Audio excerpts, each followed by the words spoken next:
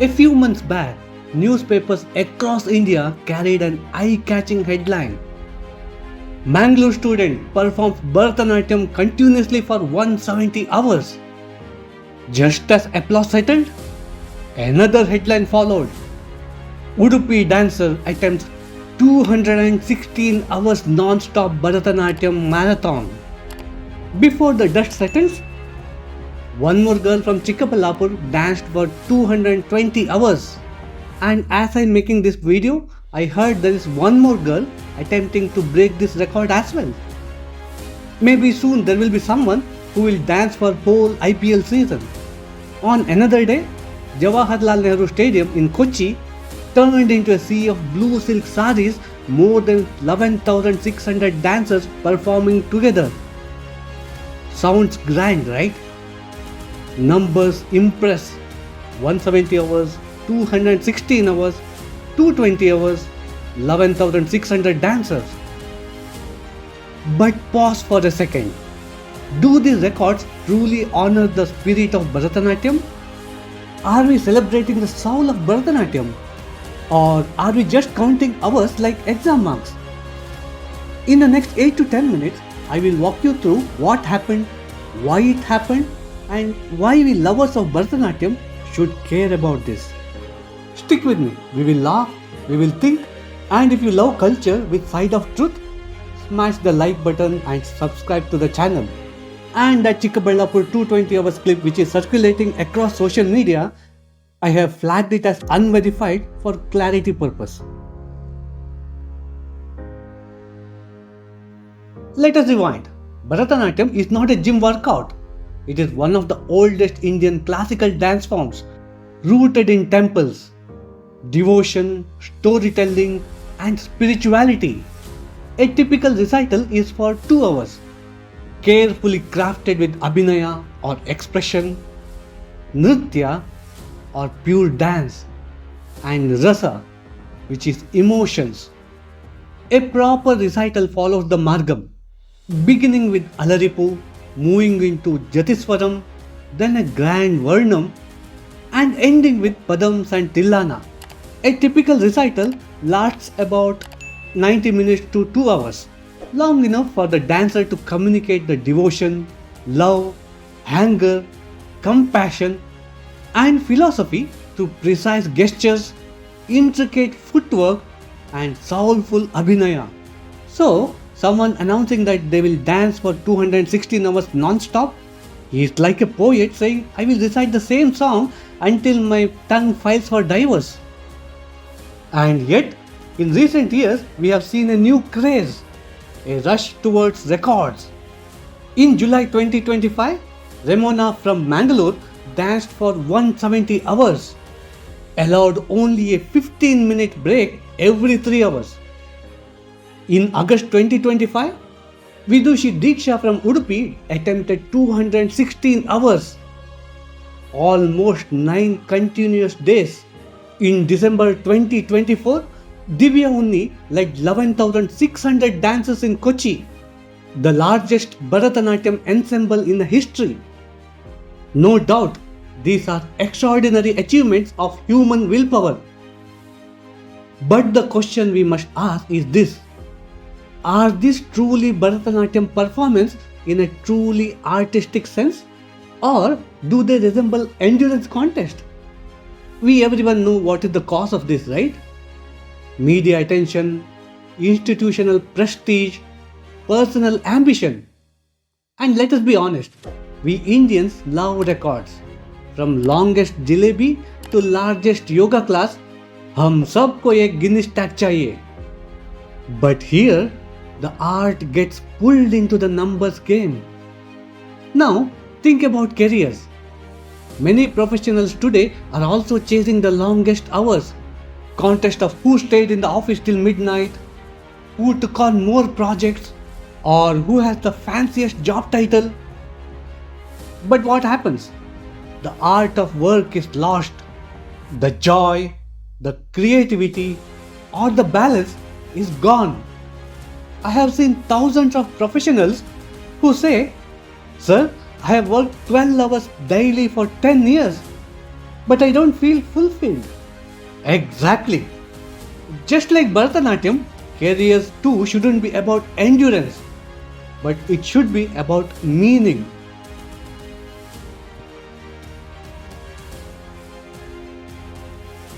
Imagine watching a dancer performing Varnam, the heart of Bharatanatyam. Tiny wrist flicks, a simple eyebrow telling a 10 pages of story with complex rhythm and layered abhinaya.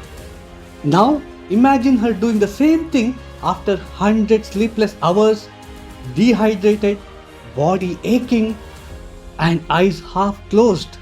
Can the rasa, the essence of emotion, still reach the audience? Or does fatigue reduce it to just mechanical movements or robotic movement?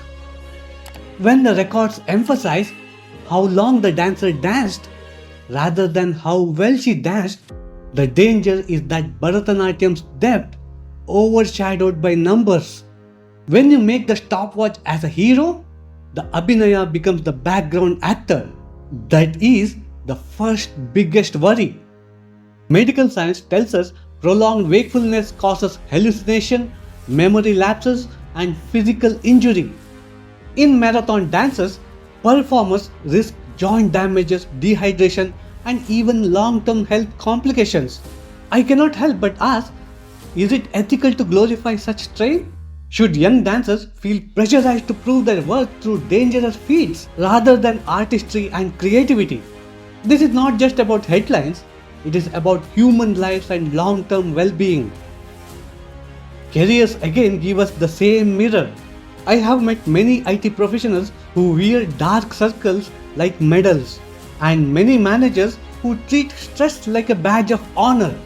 Working endlessly may look heroic for a while, but it breaks down health, relationships, and creativity.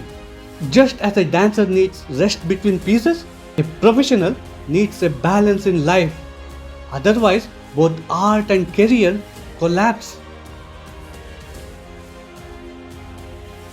Bharatanatyam has always been linked with spirituality, discipline, and storytelling. Turning it into a world record attempt can feel like turning a sacred ritual into a spectator sport. A stadium full of dancers look very grand, but can 11,600 people dancing simultaneously maintain the precision, grace, and abhinaya that define the form? Or is the aim simply to fill the field and break the record? We must wonder whether the spectacle is overshadowing subtlety. Another issue is credibility. What exactly is being monitored? Is it technique, or expression, or just bodies moving on stage? When we celebrate world records, we must ask, world record of what? Endurance, numbers, or true art? Also, we must ask, who sponsors this event? Which institution getting headline? Very often, records mean PR wins for organizers, politicians, and sponsors. And the dancer sometimes get applause, sometimes certificate, sometimes medals, or sometimes a sore back. So ask, who is really collecting value from this whole opera? Of course, there are other ways to look at these attempts. For some, they are a form of tapasya, discipline offered to the art. For others, such events bring Bharatanatyam into global headlines, sparking curiosity in places where people might never attend a recital. A 10-year-old kid in a small town might read about 170 hours performance and decide to learn adavus. So yes, inspiration exists alongside the problem. Yet, we must pause.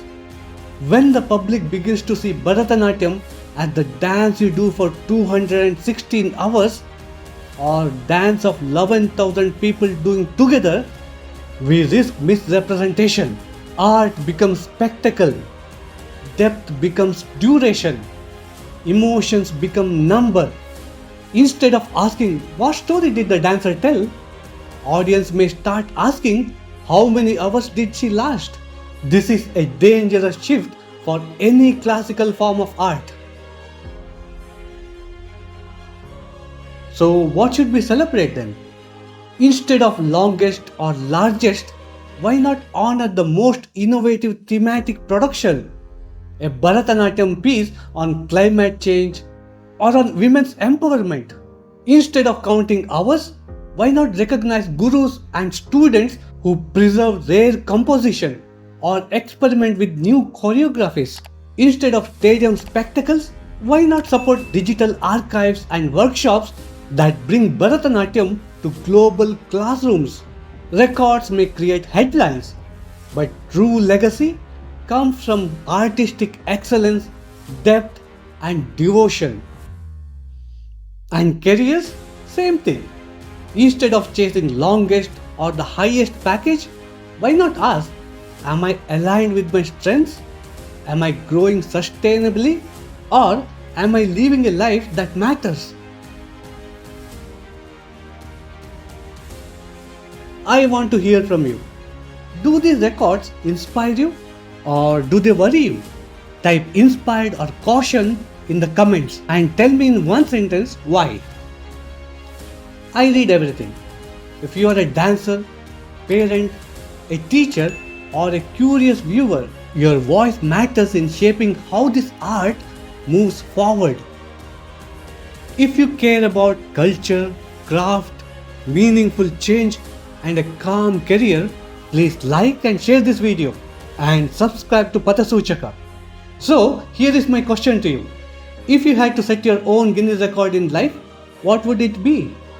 Is it the longest time scrolling Instagram? Or the most chai cups in one meeting? Or maybe finding a career path that is truly your own? Drop your fun Guinness record idea in comments. I will reply to the interesting ones. And hey, if you are serious about real records, records of growth, clarity, and financial freedom, then subscribe to Patha Soochaka. Because together, we will make sure your career and life don't just go long, they go deep.